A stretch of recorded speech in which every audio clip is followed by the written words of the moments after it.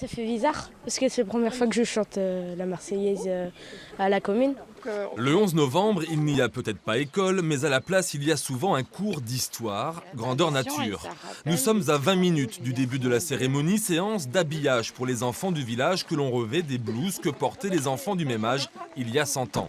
Parce qu'à Saint-Germier, la guerre de 14-18 n'est pas tombée aux oubliettes. Je travaille sur ça en classe, donc il y a beaucoup de choses, je connais beaucoup de choses. Il y a quoi comme chose alors? Il y a les tranchées, il y a les soldats. On fait comme si on était eux, quoi. Ça, à l'époque.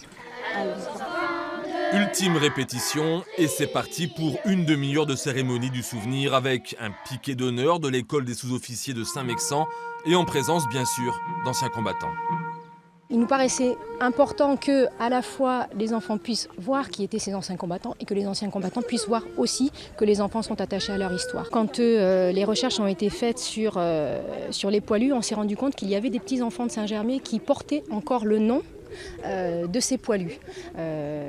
Donc je pense que même si c'est loin, de pouvoir voir physiquement et concrètement et les objets et les noms, ça pouvait justement leur faire toucher du doigt cette page de l'histoire qui les concerne eux aussi.